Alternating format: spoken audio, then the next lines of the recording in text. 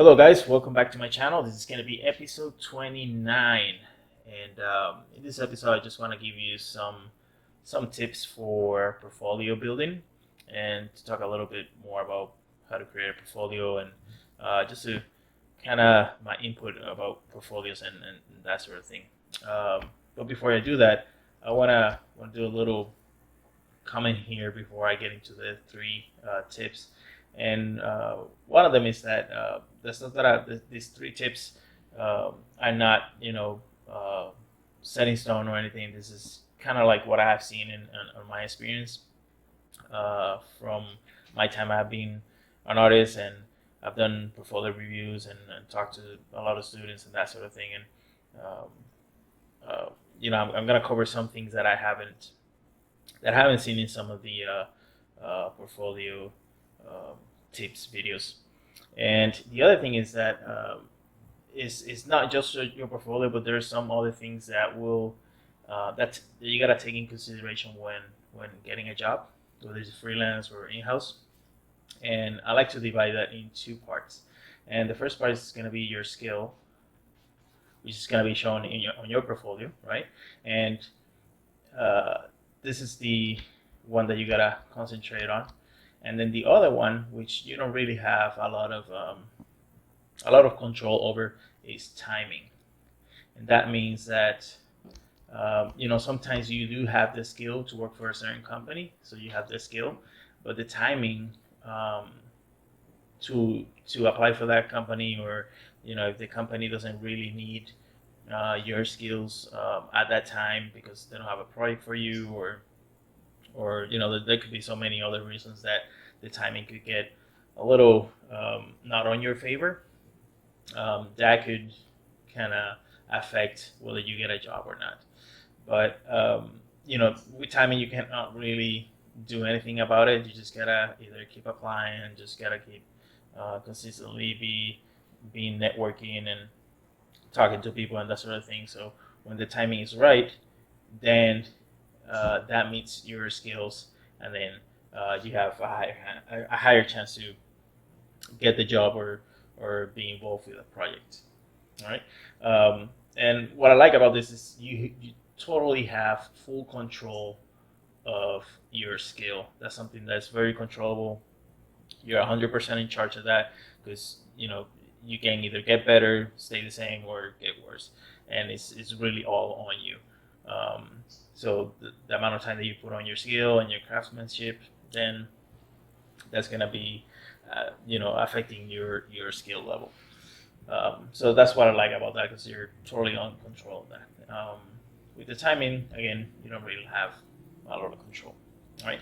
So let's get into the other thing before these three tips is I was gonna have this as another tip, but this is gonna be a very self-explanatory point here, and it's to actually have a portfolio.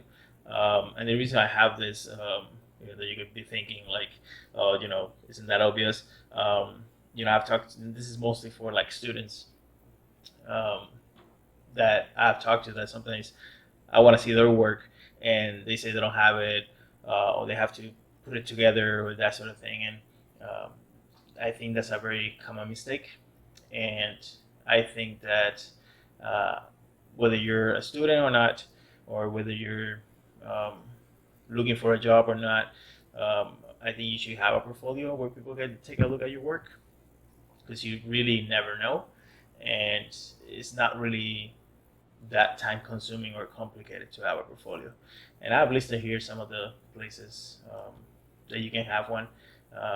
One is Wix, which is my favorite, ArtStation, DA, CG Society, Behance, and there's many others, but um, you can. Most of them are free. Wix is not, but ArtStation, DA, CG Society, all those are for free. That you can just put your stuff there, and if the time comes that somebody wants to take a look at your work, you can just direct them to that site. Um, or if you have your own personal website, that's probably even better. Um, and I do like Wix a lot because I have pretty much everything on one space. And I can show you here. This is kind of like my site right now. And I have everything about me, my about section where people can read about me, the portfolio section where I separate my different projects and that sort of thing. Some press area and a way to contact me, whether if it's for a job or a question or somebody just wants to send me a message. I also have my tutorials, which links to my YouTube channel, uh, my online shop, my GUMROAD, and all that. So I like Wix because I have full control of everything that I have here, and I can always, if I make a new piece, for example, tonight, I can go into Wix, just upload it right there and set it up, and it's super easy and very user friendly, at least in my opinion, to kind of have control over your own site. All right. So now that we have that out of the way, our first one is going to be a clear mission. And that to me is just pretty much being specific about what you really want to do. And the reason I have that is because I've heard some artists, and usually young artists, that say, I want to have everything on my portfolio because it doesn't matter the job that I just want to get a job in the industry. And I think that could be a that could be a mistake, because any job could be being a programmer, um, or if you're more into environments and you have some cool characters in your portfolio and somebody hires you for being a character artist, you're not really into that much. In the long term, that could be damaging to you as an artist and to the company that hires you, and all that sort of thing. So I'm gonna show you some examples here. And for example, when I look at Andy Park's art station, you know, when I look at the overall portfolio, it's just I know exactly what he does, and um, and if a person wanted to hire him, they will look at his portfolio and they will know exactly what they're gonna get. This, which is you get all these characters and illustrations, and when we look at these other artists the same way, by looking at the portfolio, I know exactly what they're all about with their art. And then you have people like this, which is more a little bit more into the more environment side of of um, of the spectrum. Um, so if I look at this portfolio, I wouldn't think of hiring this person for characters because I don't see much of that. I see mostly just visual development for environments and props and that sort of thing. So it's very clear to me what this person does, what this artist does, by just showing me this in their portfolio. And something I want to touch on this is, by being specific of what you want to do doesn't mean that you have to do just one thing. Um, there's always the two sides of this part, which is like, people that are uh, real experts on just one thing. They either do character design or they just do environment work, or they do storyboarding or whatever the case may be.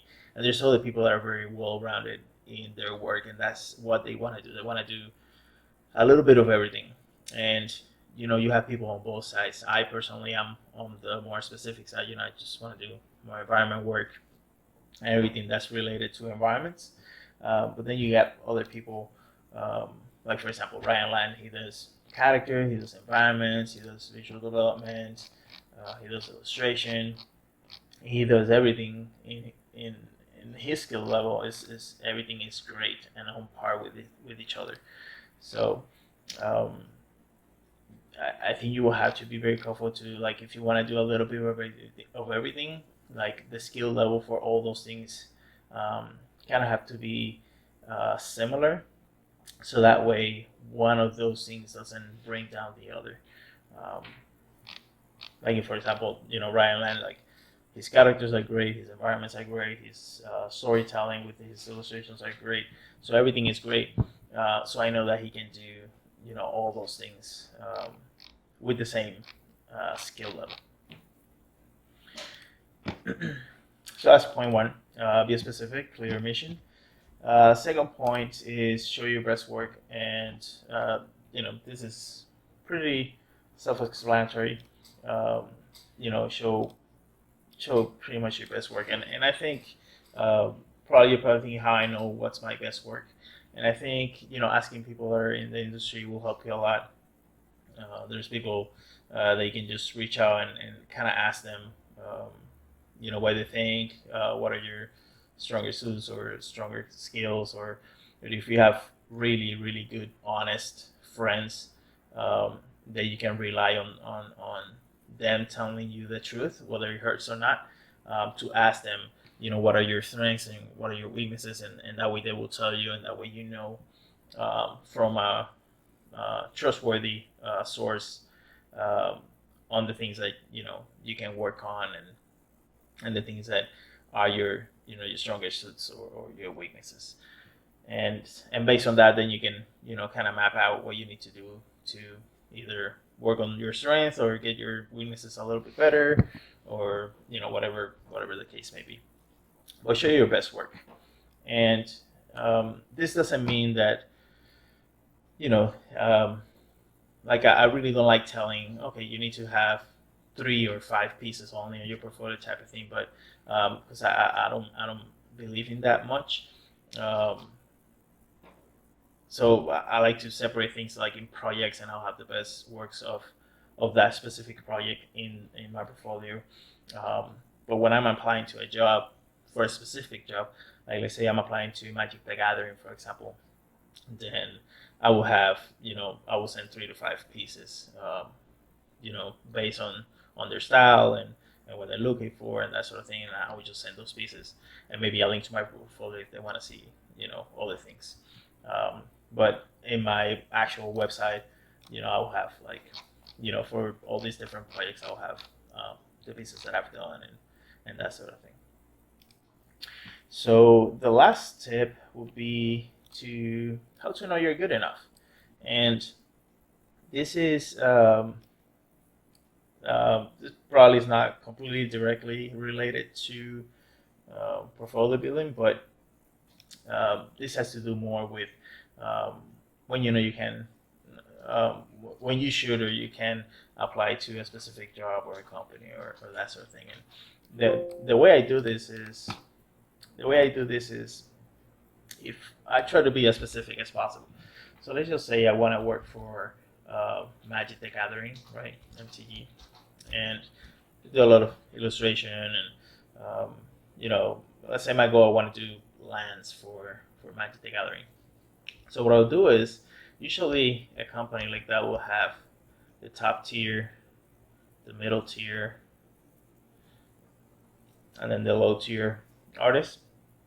And it's not like they divide it like that, but this is how I like to see it. And the top tier is the super good, the top of the line, the best of the best of the people that are doing work for that specific company. And then the same thing for the middle tier and then the low tier. And you can base that on skill level, right? And I think every company have this in some sort of way, and this will actually help me kind of compare.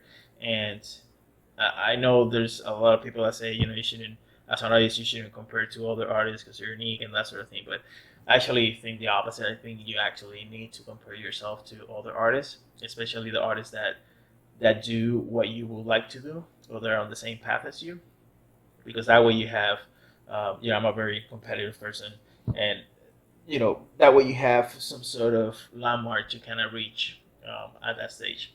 So the way I use this is I'll get all the middle tier artists for that company, in this case MTG or Magic the Gathering, right? And I'll get their portfolio, and I'll look at their pieces, and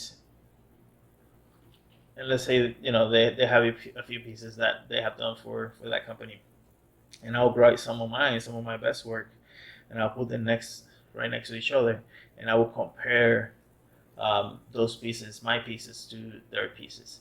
And when I do that, my pieces need to hold in terms of like quality and skill level. They need to hold next to each other, right? If they do, that's a very good indication that my skill set and my craftsmanship is on par with their mid level, their mid level artists. And the reason I don't pick the top artists is because um, they're usually veterans and they're usually people that are so far ahead in terms of skill that it's gonna be almost impossible to reach their level. So it could be very discouraging to try to compare your work to them. And I don't pick the low artists because um, to me it will decrease my chances to land a job to that company because they're actually just either starting out, they just got hired, or whatever the case may be. Um, I usually go safe with the middle tier artists, and that way is challenging, but not as challenging as the top tier. But it's a little bit more challenging than the low tier artists. And if it's on par with each other, with my artwork, with their artwork, then that's a very good indication that I have the skill level. That doesn't mean I'll get hired. That just means I have the skill level, and I'll just have to either wait for that timing to be right, or just continue to move on to other things. Now, if the case is that it's not on par with each other, like their artwork is way too better and it's just look way better than my artwork, that is a very simple um, answer to not just to just that you just gotta get better. um, and that could be discouraging, but at the same time it's um, it's truth. So it's actually helping you to kind of have a clear idea of what you need to do, and that just means that you just need to get better, whether it's your composition or your storytelling or the way you render or your techniques that you're using, um, or the brushes that you're using. I'm just kidding about the brushes. You can use whatever brushes, but yeah, that just means that you just need to get better, and that's about it. These are, there's so many other things that we could talk about portfolio building, but I wanted to talk about these three in specific just because I've had them in the back of my mind for a little while, and yeah, I just wanted to throw them out there, and hopefully it will help somebody up.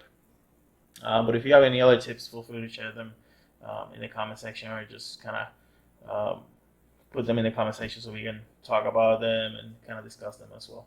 All right. I hope this helps you guys, and let me know if you have any other questions. I'll see you guys on the next one.